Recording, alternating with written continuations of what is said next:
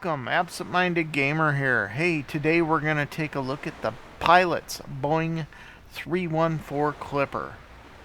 Now, ever since this plane was released, I have been super curious about it, but I was kind of always on the fence. When it came up for sale on Sim Market, I almost bit the bullet a couple times, but I didn't because of price. And then the Lake Couer came out, and that pretty much had my attention. Well, last week this showed up for sale on the marketplace for $10 less than what it retails. So I went ahead and grabbed it, and I thought I would make a video about it. So the pilot's Boeing 314 Clipper comes with 4 variations. It comes with the Boeing 314, the 314 prototype, and the 314 prototype 2. Now we're looking at the Boeing 314A, which of course succeeded the 314, and this one had more range, had bigger engines. The original 314 had 1,500 horsepower twin cyclone engines. The 314A had 1,600 horsepower twin cyclone engines with larger props. The planes were built in 1939 and were retired by 1948. So they didn't see a whole lot of use, and there weren't a whole lot of them built. Now each variation comes with its own set of liveries. So like the 314A comes with 4 different liveries. The 314 comes with 3 liveries. The prototypes only come with 1. It's a magnificent aircraft. And I'll give pilots some credit here. They did a wonderful job recreating this for Flight Simulator 2020. I've always kind of been in love with this era of flight and the flying boats. And then after seeing the Lake Couer, this one continued to kind of grab my attention. So here we are. Let's go ahead and jump inside and take a look at what we can see.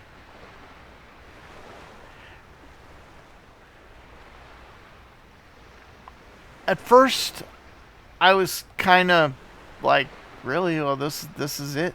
But you know what? I went back and I looked at pictures of the original 314, and they're pretty close. I mean, this is what it looked like. Just kind of like a flying box almost. Sorry about that. I don't have any way to stabilize the airplane. But it was just a flying box. But the interior is nicely done. When I compare it to, say, the Lake Couer, I want to say I was a little let down. But as I've used it a little bit more and spent some time with it, it's kind of grown on me. Oops. But I wish they would do the mooring options like the Lake Couer did, so you could actually stabilize the plane or have it on land and launch it from land. You cannot do that with this.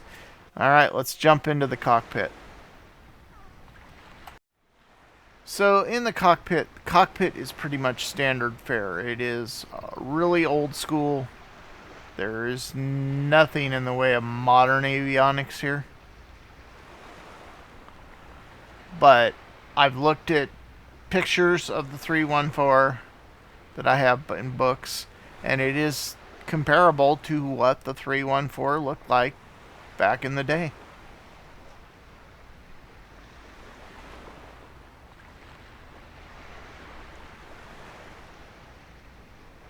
As far as functionality in the cockpit, most everything will do something. Oops. Sorry, I have no way to stabilize this thing because I can't put it on land. So we're just floating in the water here. Let's go ahead and go around and check out the rear compartment.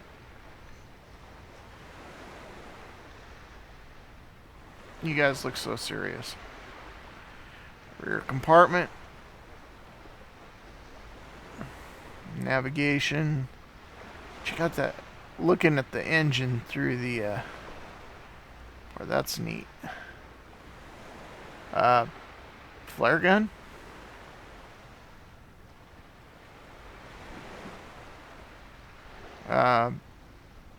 Typewriter. Oh, okay. It's on a... That's cool. But it kind of takes you back. I mean, what it must have been like to have gone on long flights in this plane. And to know that, you know, they were relying on radio signals to do it all. But they did it. But that's the interior of the plane. That is the cockpit. Alright, to get your doors open and all that wonderful stuff, to check it out from the outside, you need to go back to this panel. And these switches right here are for the exits. You just need to flip them on, and the doors will open. So let's go ahead and take a look outside. Now, I was reading the manual. They include a really extensive manual. They include one manual that is mainly the history of this airplane. And then they have another manual that covers the flight simulator version of this airplane. And what I was reading is that the breaching gear is not included because it can't be modeled in flight simulator according to their documentation, but we all know that the late Couer does have the breaching gear. So hopefully in a future update they can do that. But I hope. So here we are with all the compartments open.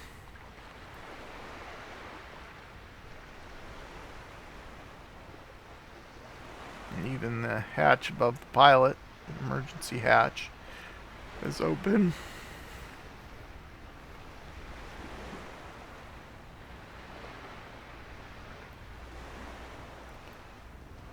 So that's it for your hatches and doors. So we jump back into the cockpit. We look here. I'm not sure now. I also read that the crew area was not modeled, and there was another section of the upper part of the plane that was not modeled.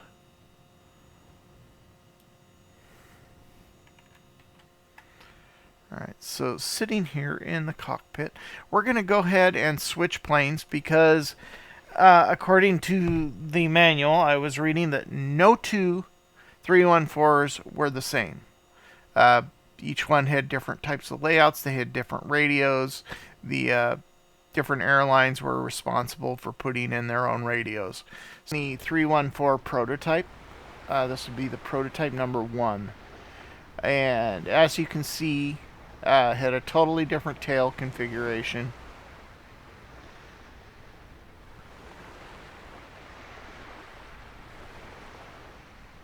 So I like that they've included that. That's pretty nice.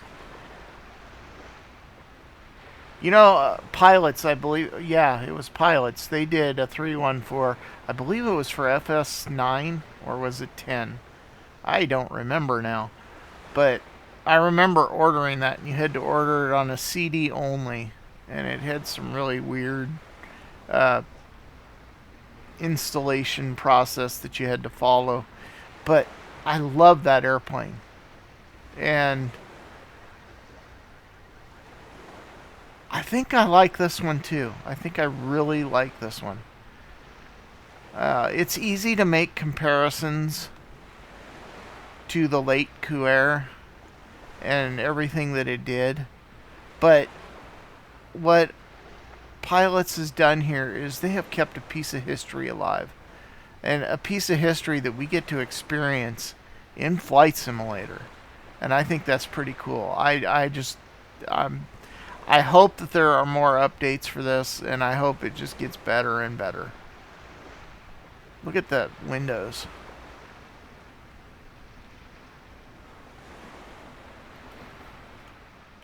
Alright, so we're back in the cockpit. And I'm not seeing a whole lot different. We're in the rear compartment. But I'm not seeing anything too different here from what we've already seen. Well, instrument layout looks to be about the same to me. I mean, there might be some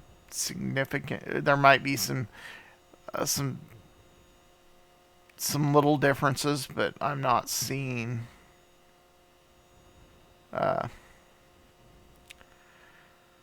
any real significance in layout. And the other thing you need to understand when flying this is this uses a pretty rudimentary autopilot. It uses a gyro pilot, and it just the gyro pilot manages your heading and altitude. Point the plane in the direction you want to go and hit the autopilot. Okay, so let's go ahead and check out the other model, and then we're going to go for a short flight around Cape Town. Okay, gonna jump right back in here. I just found something, and I know this is another. Had you read the manual, you would know, but I didn't. There is a mooring hold. This will toggle mooring position hold. Should be on. Let's go see what we have outside. Yep, there we go.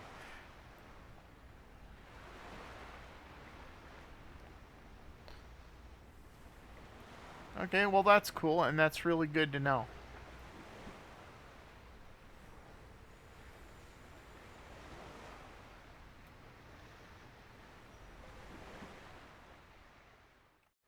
Alright, so now we're looking at the 314. This is not the 314A, this is just the 314 in one of its different liveries.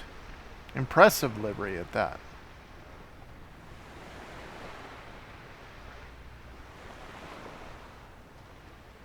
And we're back to the different tail configuration also.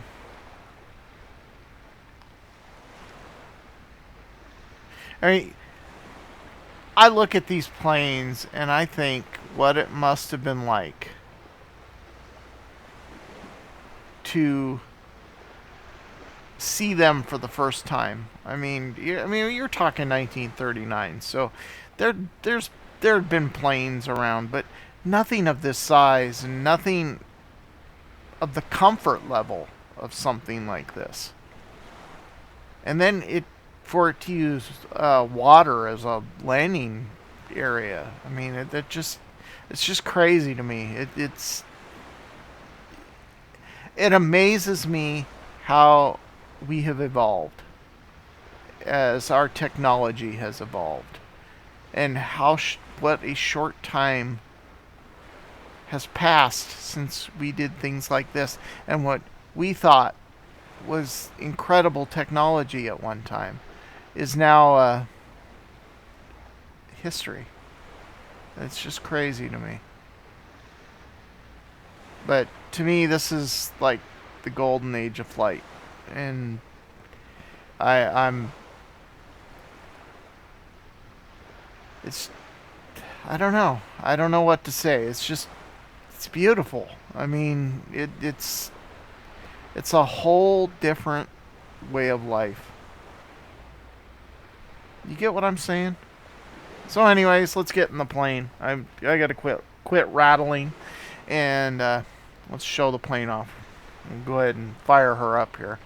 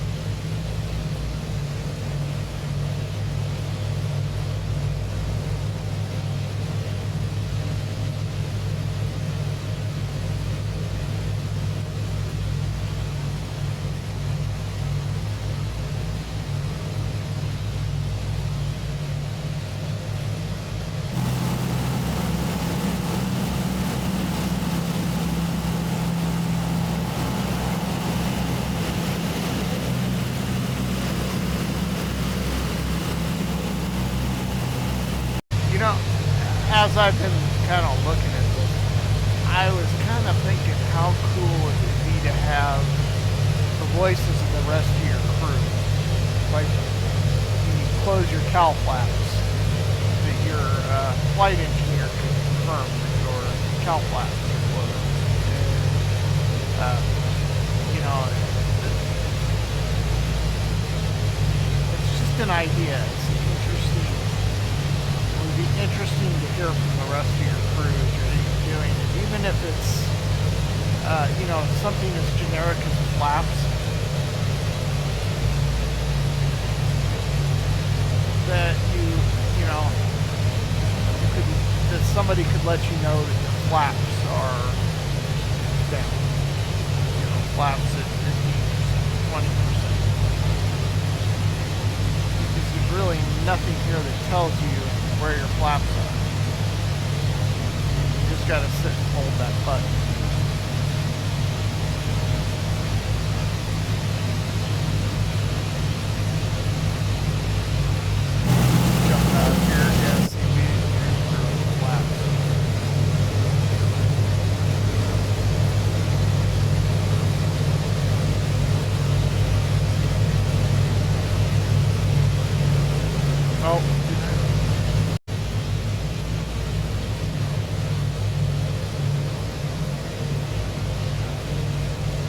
Now, pilots has included 18 seaplane bases,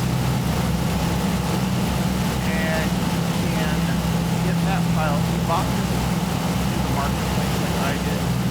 You'll have to go to the pilot's website and register your product. It's just a matter of filling out the page with all your information and telling it to the marketplace to buy the program. By the plane, and they will give you access to their account. The landing spots, seaplane bases, I'm sorry, they had 18 different places all over the world, so you can operate this thing pretty much anywhere in the world you want. And they're real world locations that the plane operates. And the other thing you have access to are the one manual has been created on the Clipper. It's really interesting. There's a lot of stories. Okay, so I've got the gyro servers. You have to pressurize them, and then you turn on your autopilot, and the plane will maintain whatever heading you're flying and whatever altitude. I have it climbing right now, so that's how the autopilot works. Turn that off.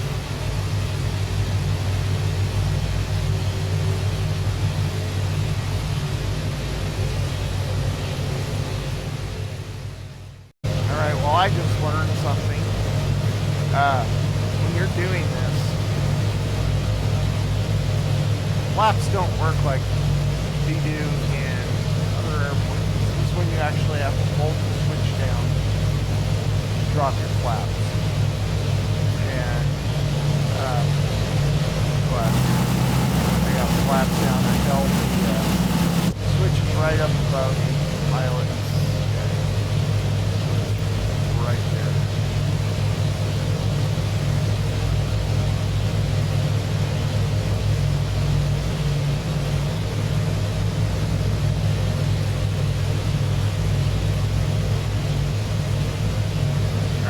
Back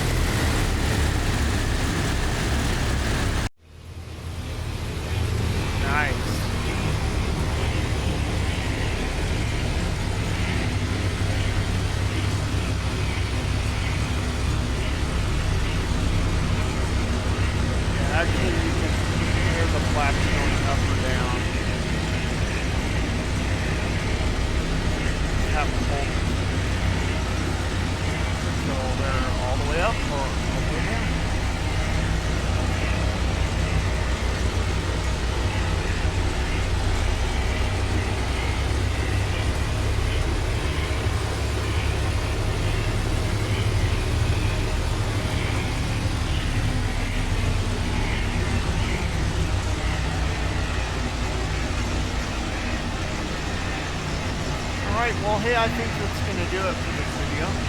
I hope you've enjoyed it. I think it's safe to say that I do like the 314 Clipper. I'm much happier with the price that I paid for it.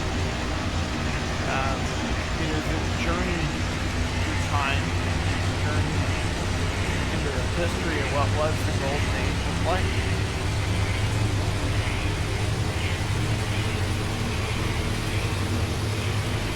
And it's well worth the admission price. With that being said, we're gonna go ahead and shut it down. I would love to see some actual docks. That being said, I hope you enjoyed this video. I hope I've inspired you. And if I have, I've done my job. Thank you for watching and have a wonderful, wonderful day.